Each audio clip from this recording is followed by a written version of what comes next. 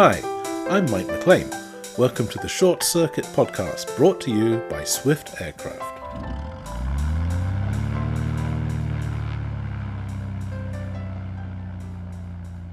In this series, we'll be chatting with a variety of people from all walks of life, but who all have one thing in common: aviation. We'll discuss how and why they got into aviation, what or who inspired them, and what they would say to encourage young people to get involved. Flight fascinates many of us, and our guests will explain why they are compelled to look to the sky.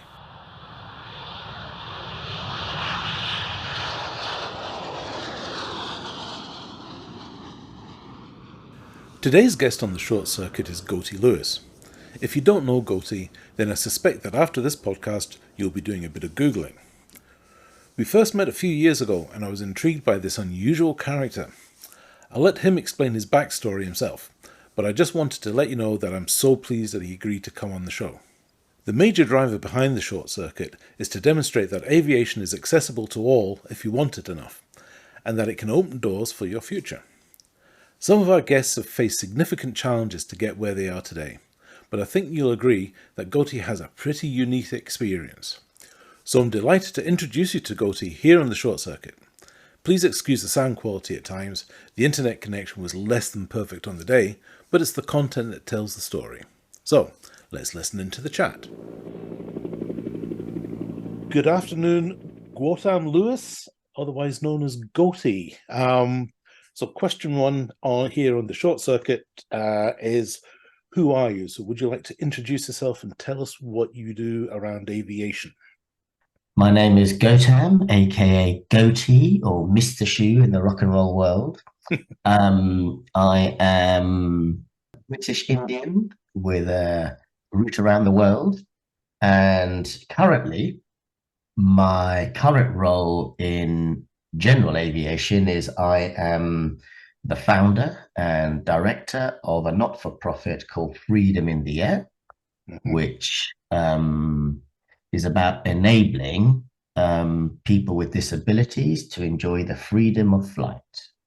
Excellent. That's a very succinct and precise description. So nice one. Thank you for that. So we'll come to going back to some of the challenges a bit later on. But the next question I really want to cover is, so what got you into aviation? What was there, an incident or a person or something that got you looking upwards? When I left Calcutta and was leaving the care of Mother Teresa and was starting a new life, obviously, it was the first time that I heard the sound of a jet engine as the doors opened. I was screaming all the way to the airport until the minute I heard the sound of the jet engine. And obviously, coming from the perspective of being one of India's poorest and getting on a plane and starting a new life was absolutely awe-inspiring and mind-blowing. Prior to that, when I was in Mother Teresa's orphanage, the only time that I would ever go out was on the roof. Right. And therefore, whilst I was flying kites, I would always look up and see the contrails left by jet planes, but never knew what they were. Okay. So my inspiration for aviation and for flight was the plane that took me away from Calcutta and into a new life in New Zealand. And how old were you at that point? I was around 7.5 years old. Okay. So an impressionable time. Yes, it was. It made a lasting impact. And as a poet Yeats once said, "Give me a child until 7, I'll show you the man." Right. Okay. It's those early foundational years that changes one's outlook on many things. So you've touched on probably the biggest part of your story, at least the big step up at the start of your story. So let's cover that then, because one of the next question was going to be, what obstacles have you overcome? Now, I know some of your backstory from when we've spoken in the past, but I think it's probably worth telling the listener a little bit. Give them 5 minutes on, if you can, and it's a huge story. So if you can give us a quick synopsis of the challenges that you've had in your life relating to where you've got to, and especially with the focus on aviation and how aviation has helped you manage to get to where you are today, if that's okay. So I was born in Calcutta, and it was at a time when 1 in 5 children were dying of polio. Hmm. And I had polio because I was not vaccinated. Right. And my original birth family weren't able to look after me. So they gave me away to Mother Teresa. Right. Okay. And I grew up, as I said, being one of India's poorest. But regardless of that, I was still given a second chance through the care of Mother Teresa's missionaries of charity. Hmm. I didn't have any education. I didn't really have an idea or an understanding of what it means to be in a family until I was adopted and started to live this new world in New Zealand. Hmm. I mean, I consider Calcutta being very black and white, and then the aeroplane and New Zealand Technicolor. Right. And like we often zero time engines, Hmm. I zero timed my life and started again from New Zealand, Right. um, which has often come back to haunt me. I mean, in terms of obstacles, I guess the obstacles that I've had to overcome are the gremlins from my past in terms of my self identity. Who am I? Right. Am I Indian? Am I British? Am I from the streets of Calcutta? Or am I someone who went to the same school as Prince Charles in Knightsbridge, London? Right. I'm a combination of all of those things, whether I like it or not. Hmm. So I am actually very proud to have all those complications and all the wonderful things that have come from it. And the main obstacle that I have had to overcome is not allowing my disability to define who I am. And furthermore, the obstacles that are always, one is always able to overcome obstacles when there is love in the family, there is confidence in oneself, there is education, and there is that belief system that anything can be possible with a little bit of help and support from people around us. Hmm. Um, To so I guess I've never, please. sorry, I was just going to say, or to ask, to put things into context. So you mentioned your disability. You said you had polio. So again, just for the listener, can you sort of encapsulate what your physical disabilities are, just so they can get it in the head, so they know who they're talking to Um, or listening to.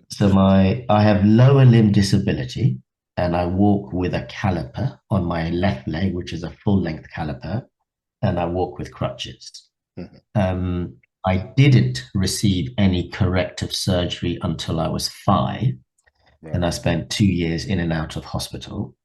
Maybe, who knows, if I had corrective surgery before, things may be different. So that is my physical disability. Right.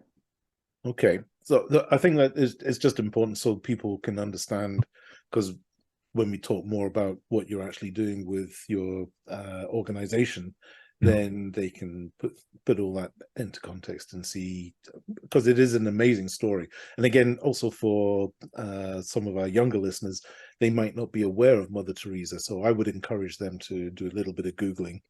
Mhm. For those of us of a certain age, she was a global character and had a very high profile for quite a while. And she And was made a saint in 2016 by Pope Francis. yeah, So okay.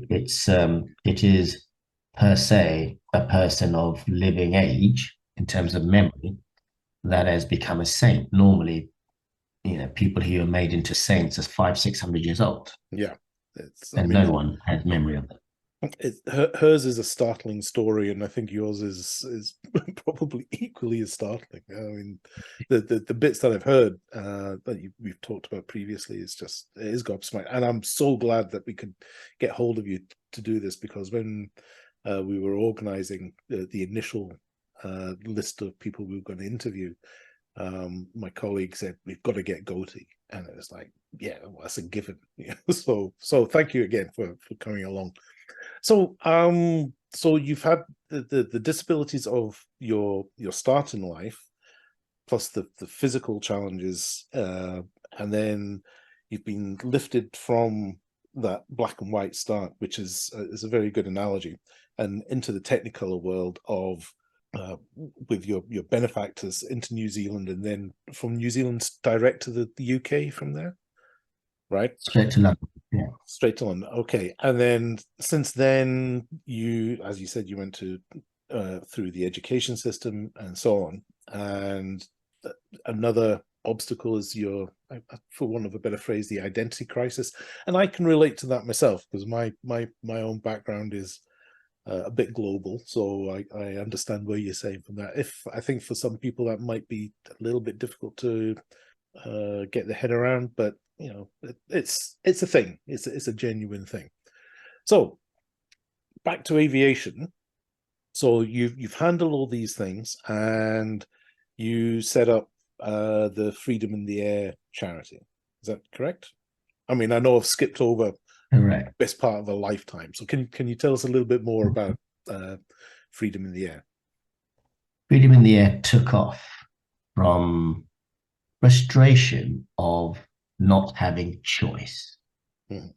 I left the music business in 2007 after managing a band called the Libertines, and amongst others. Mhm. And I worked with a very iconic British music mogul called Alan McGee at Creation. Mhm. And I just didn't feel my purpose in life was to do music management anymore.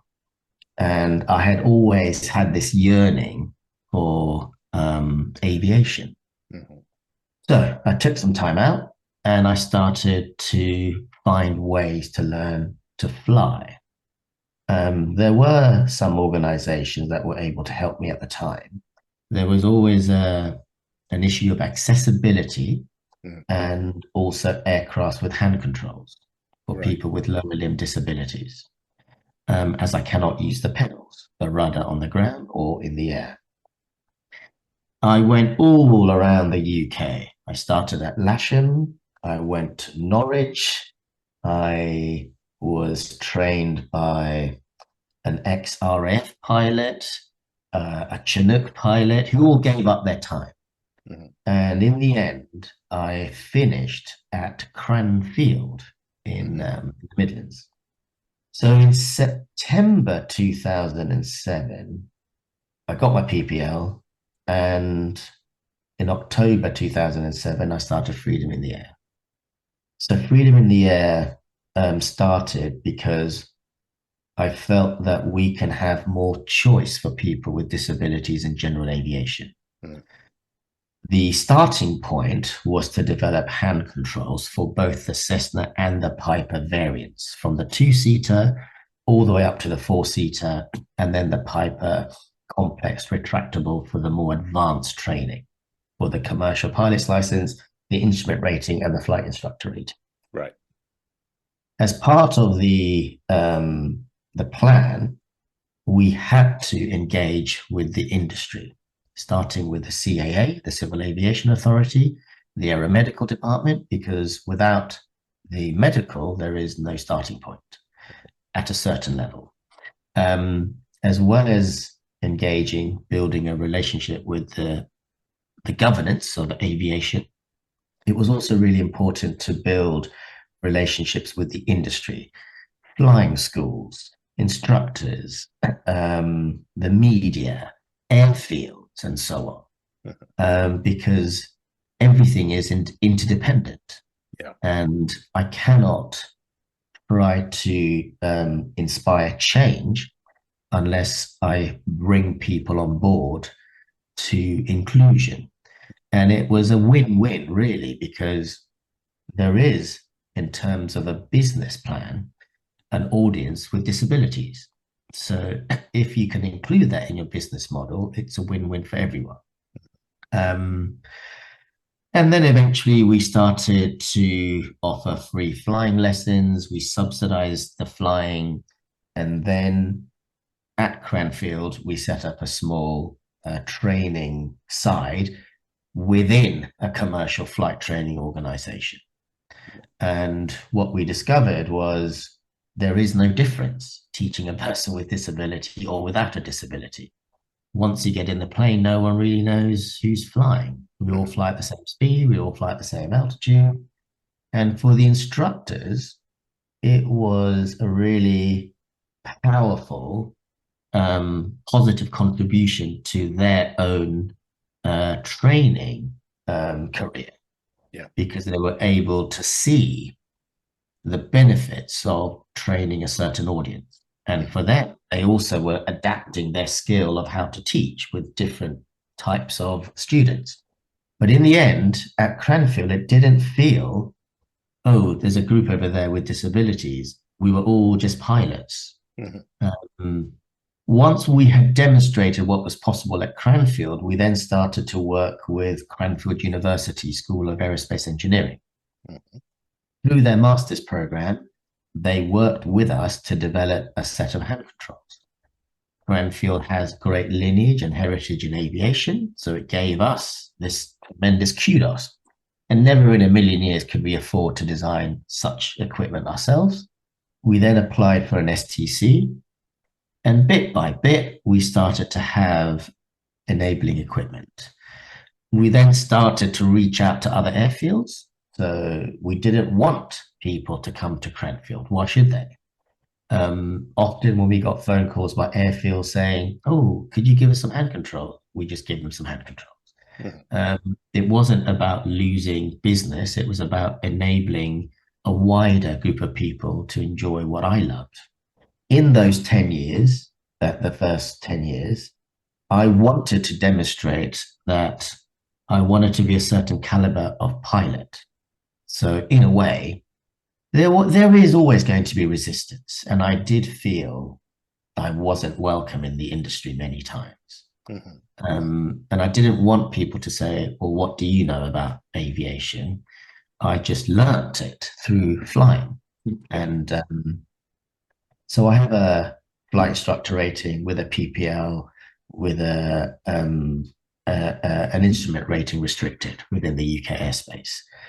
It's not about look at my number of hours, but I have flown in those 10 years just over 1,000 hours, which has given me slightly more experience. I'm still a baby pilot, and I shall never consider myself that I know everything, and that is when it will go wrong, as if I think I know it all. And actually, I'm only as good as my next flight. Yeah. But it has given me a chance to explore Europe, to fly in all sorts of airspace conditions and weather. And I've survived a few accidents. So in a short space of time, I have packed in quite a lot, not only running an organization that is trying to show what is possible. And there were many obstacles in terms of authority, medical, and controls, demonstrating that a set of equipment is safe. Huge amounts of obstacles to go through that. What I do is I surround myself by people who are real experts. Mm-hmm. And, it's much better to be surrounded by people who know what they're doing, and for me to be part of that team that can contribute my voice.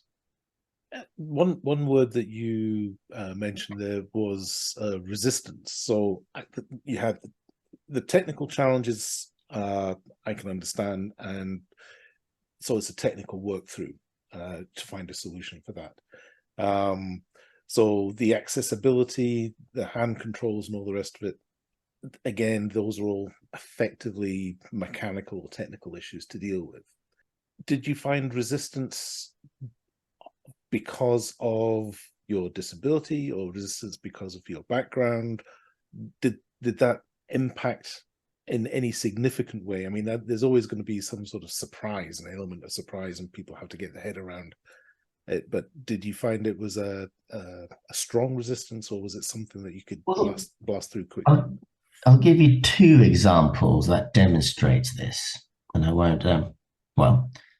Douglas Bader, as you know, was a pioneer in aviation because of his disability. So Douglas Bader used to base his aircraft in an airfield in West London. So there was already a history of disability in aviation at this airfield. Mhm. And even though I had paid the landing fee, and then I walked out to the airfield, someone in the ops room screamed at me to say, "Get away from that aircraft. What are you doing?" I don't know why that was. Maybe they were shocked that a person with crutches was about to jump in a plane and fly away. Mhm. But there was an assumption, Yeah. oh, this person cannot fly. It was an assumption, which is perhaps not their fault, but it's the fault of lack of education. Mhm. And instead of screaming back at people, why not educate them? Mhm. It was an instructor, which was also quite surprising. The worst situation that I've ever had was being fully type rated on an aeroplane, having flown around Europe that week, delivering an aeroplane from Portugal to the UK.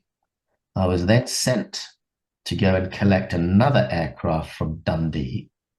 I never said to the owner, I'm a person with crutches. I sent my license, my medical, every single thing, the logbook, which says, the last flight, type, blah, blah, blah, blah, blah. Um, when I walked in and I had my hand controls, they just shut the door on me. Mhm. And I explained I'm the person picking up the aircraft and I'm going to fly it back. The person buying the aircraft also said, "Oh, yes, Gautam is going to go and collect it and he's very good, blah, blah, blah." The door was closed on me for a good hour because they were wondering, like, what's this equipment in his hand? He's going to put it in there. Eventually, I had a chat. This is the hand controls. Here is the STC, the supplement type certificate that approves it. Mhm. Here is the aircraft in my logbook. That's the same as the one I'm picking up that I flew with this hand control. I had Hayward Aviation boss ring the guy to say, yeah, he's cool. We let him fly planes all the time. He runs a flying school. Um, I don't know who. There was no reason in terms of safety, procedure, documentation. The only thing was he didn't want me to fly because Mhm. he had an issue with a person with a disability or he had never encountered it before. And it was the worst moment in my aviation history Mhm. because there was no reason apart from attitudinal Yeah. and control. I have control of you. I'm not going to let you take the plane. You can go back on the train on your own. And on the way back, I was very angry, and I thought, right, So how you didn't do I? you didn't get to fly the plane?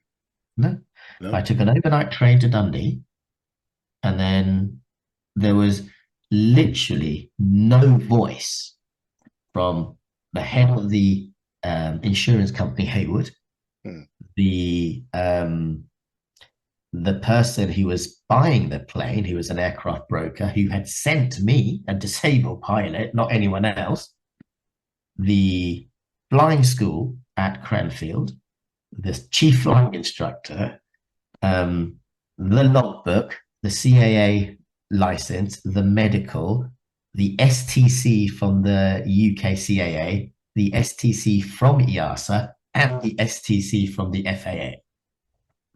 Right. Paperwork and the fact that I was current. I'd flown the day before back from Portugal. Mhm. 152, Um, it was incredible. And yet this is the owner. And yet there was a really strange attitude. I was angry on the way back and I didn't fly it. So I turned my anger into realizing we have to do more to educate the industry. And instead of screaming and shouting, just show by doing, maybe like the pioneers like Douglas Bader. And that in itself is the obstacle. Yes, I can relate, I think is the phrase. Right. Okay. Goatie, as I said before we came on air, I think we're going to have to do a special with you. So we'll save some of your other stories. So I'm going to ask, there's two finishing off questions for this trip around the short circuit. The first one is mainly about STEM. So I know that you've introduced many people to flying, and basically they weren't able to fly until they've met you.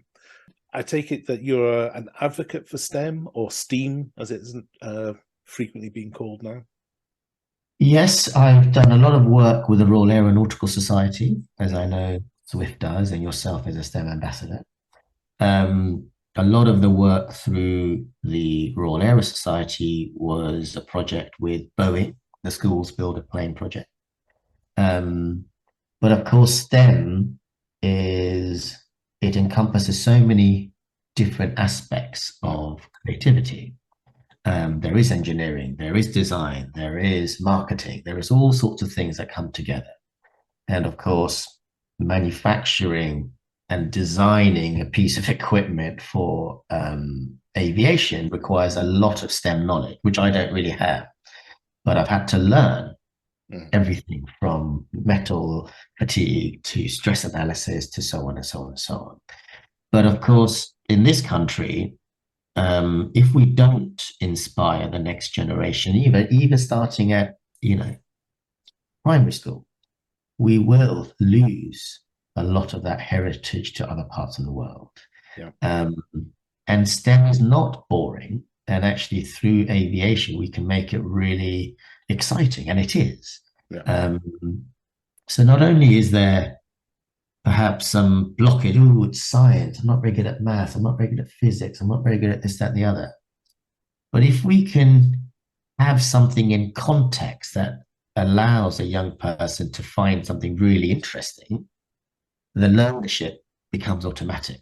yeah. When someone is passionate, like I was, about inclusion in aviation, the learning of the STEM was not boring. Mm, In fact, it was necessary to fulfill the idea, but yeah. it was creating the ideas that drove the need and the interest to learn about technology, to learn about engineering, to learn about maths, to learn about design. Yeah, I think STEM is the glue that brings it all together. All right. Uh, and in the end, STEM needs ideas to fulfill its mechanical task. Um, but without ideas, there is nothing else that drives the interest to then use STEM Mhm. to make something, to make dreams real. Okay. So, and that brings us to the last question then. So the dream. And the dream Hmm. is, and this is the hardest question you're going to get today, which is, what is your favorite aircraft and why? It's um, it's the TriStar, Oh, wow, the Lockheed TriStar. Lockheed TriStar, because it was the first time I went on an aeroplane journey on my own, and it was London to New York, Wow. and it was a TWA TriStar. I love the design. I love the style. I even bought, model aeroplanes of it, which I had to build together. Um, but it has to be the TriStar because of it was my first journey on my own as a 12-year-old going across the Atlantic. Wow. TriStar. That's an aircraft I haven't thought about for a long time. If Um, I could remember, it might be the aeroplane that I guess then took me out of Calcutta. But I don't remember what it was. Most likely a 737 at the time. But in terms of my favorite memorable aeroplane, it would be the TriStar. Great. And I um, even remember I sat up the very last row on the left. And ever since then, I've always chosen to sit at the back of the plane on the left. yeah, creature of habit. Yeah. Mm. That's nice. I like the TriStar. It's again long gone, unfortunately, but yeah, that was a change. It was one of those transition aircrafts. It was on the moving on from the 707s and that generation towards the jumbos. It was in Mhm. that transition period. So three engines. Um, Fantastic. Nice one. So that's a nice one to add to the list. So, Goatie, we're coming to the end of our time. Thank you very much. I will get back in touch with you and we will do a special, I think, and we'll allow a bit more time on a few issues. So we'll delve in a bit of a deeper dive, I think is the phrase. So, Goatie Lewis, coming from, I've used the phrase humble beginnings, but I don't think I've known anybody with humbler beginnings, and has leapt from that with close contact to saints and royalty, to taking people with disabilities into the air and enabling a whole new world for a whole bunch of people. Thank you very much for joining us here on the Short Circuit, and I look forward to talking to you again sometime soon. It's been an absolute pleasure, Mike, and let's not make it another 5 years until our next meeting.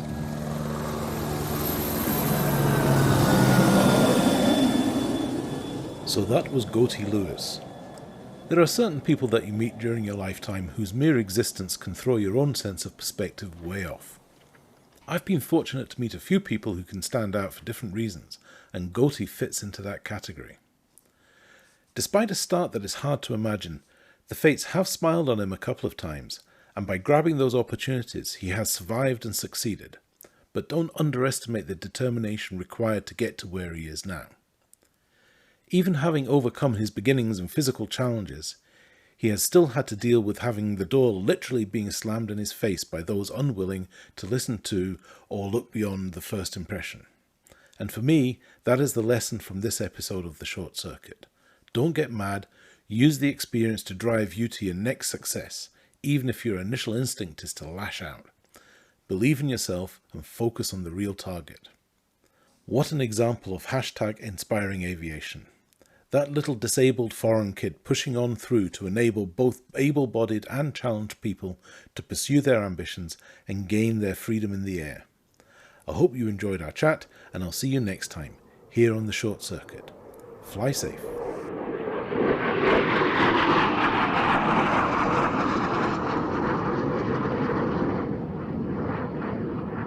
You have been listening to The Short Circuit, presented by Mike McLean and sponsored by Swift Aircraft with the #InspiringAviation.